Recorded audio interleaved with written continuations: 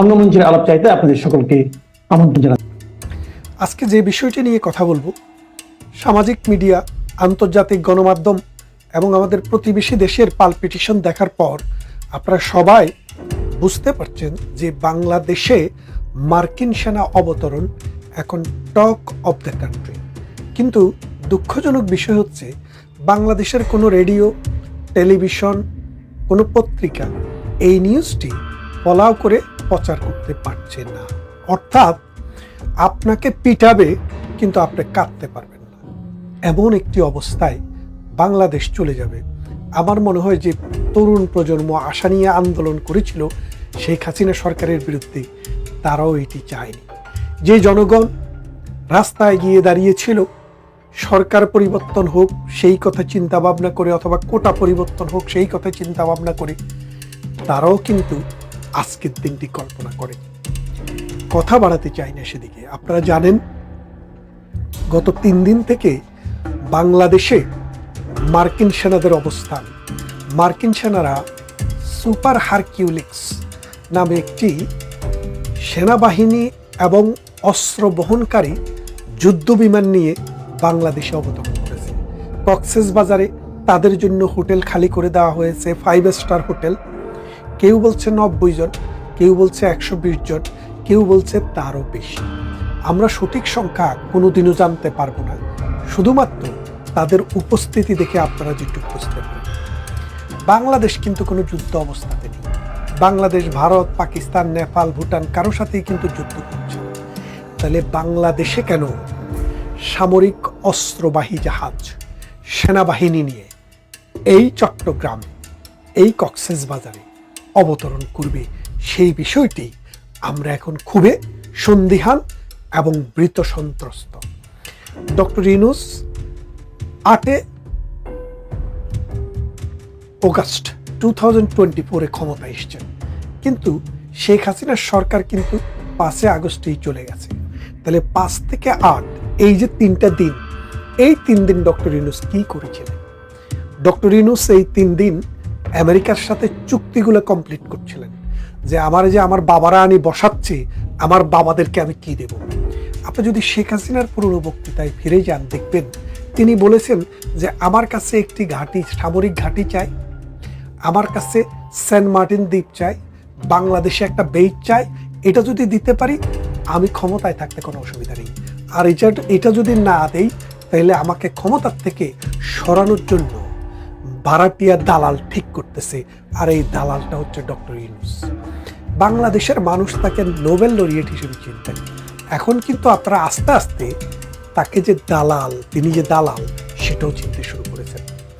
ভারত কখনো চায়নি যে বাংলাদেশের এই ভূখণ্ডে আমেরিকান সৈনিক এসে, আমেরিকান অস্ত্র এসে মিয়ানমারে পুশ করুক যে প্রতিবেশী রাষ্ট্রের সাথে। আপনারা জানেন মিয়ানমারে সরকারের সাথে রাখাইন বিদ্রোহীদের বা রাখাইন যোদ্ধাদের একটা যুদ্ধ চলছে দীর্ঘদিন।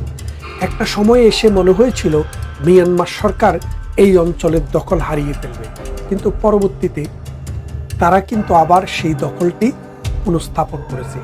এখনো যুদ্ধ চলছে। এখন কমাস আগে আপনারা দেখেছেন ডক্টর ইউনূসের কাছে আমেরিকা এখানে একটি করিডোর চেয়েছে।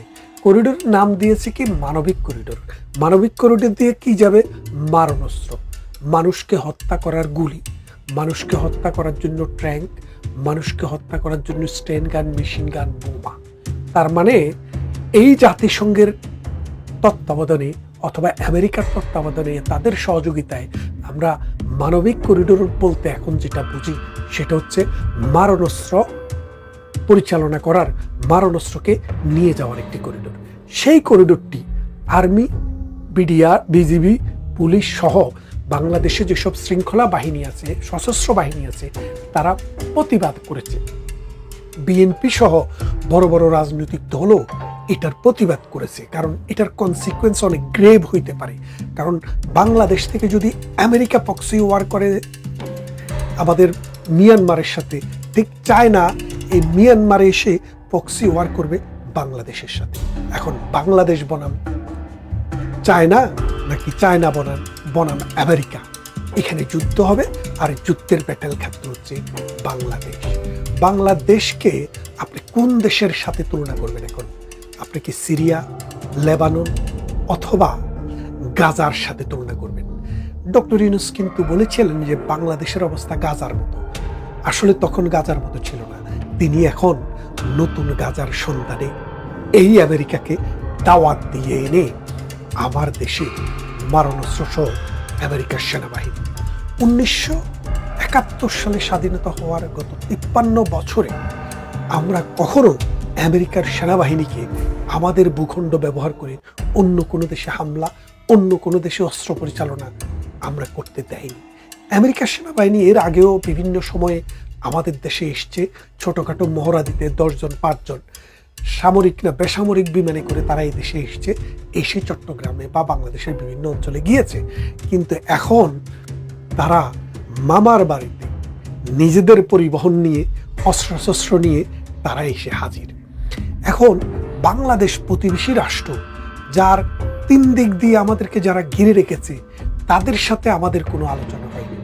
তারা জানে না কি হচ্ছে, অথচ তাদের ভূমি থেকে আমাদের ভূমির দূরত্ব কয়েক হাত। এখন ভারত গতকাল সর্বদলীয় এবং ভারতের সমস্ত সিকিউরিটি এজেন্সি এবং 3 বাহিনীর প্রধান একসাথে বসে মিটিং করেছে যে বাংলাদেশে কি হতে যাচ্ছে। আমি যেতটুকু জানতে পেরেছি, ডক্টর ইউনূস মনে মনে একটা ভয় পেয়েছে। ভয়টা হচ্ছে ইন্ডিয়া বাংলাদেশকে দখল করতে পারে। এটা মানে জুজু ভয় আর কি। যার কারণে তিনি তার উপদেষ্টাদেরকে বুঝিয়ে আমেরিকার থেকে মার্কিন সেনাবাহিনী এনে ঢাকার মানে বাংলাদেশের চিটং এনে এখন নামিয়ে দিয়েছেন। এই যে অবস্থা, আপনারা খেয়াল করেন যে 2টি জিনিস আমরা প্রতিবাদ করেছি, আপনারা প্রতিবাদ করেছেন, আমাদের বাহিনীরা প্রতিবাদ করেছে, রাজনৈতিক দল প্রতিবাদ করেছে। তার একটি ছিল বন্দরটি দিয়ে দেওয়া, আরেকটি ছিল একটি করিডোর দেওয়া। এখন আমেরিকাকে করিডোর কিন্তু দিয়ে দিয়েছে। আপনারা জানেন কি না জানি না, বাংলাদেশের এই মিয়ানমার সীমান্ত দিয়ে কিন্তু আমেরিকার সেনাবাহিনীদের কিন্তু যাতায়াত শুরু হয়ে গেছে। ওখান দিয়ে কিন্তু গোপনে কিন্তু চলছে কাজ কারবার। এবং আমাদের সেন্ট মার্টিন 1 বছর হয়ে গেল প্রায়, এটাতে মানুষের যাতায়াত বন্ধ। এখন ওখানে কারা আছে, ওখানে কি আছে, আপনারা একটু খোঁজ খবর নিয়ে দেখেন যে আমেরিকান সেনাবাহিনীর ওখানে ইউনিট হয়ে গেছে।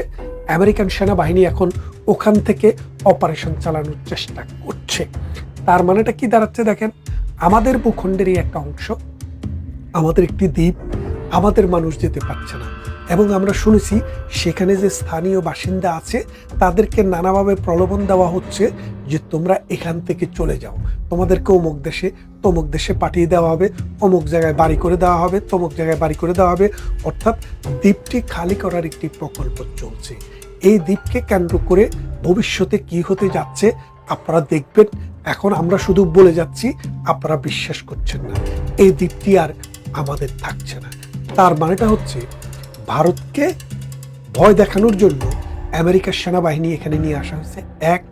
দ্বিতীয়ত, এই আমেরিকান সেনাবাহিনী দিয়ে মিয়ানমারে যে রাখাইন সেনারা আছে তাদেরকে ট্রেনিং এবং অস্ত্র দিবে এই আমেরিকান বাহিনী। তার মানে করিডোরও হয়ে গেল, বাংলাদেশে তাদের স্থায়ী বন্দরও হয়ে যাচ্ছে।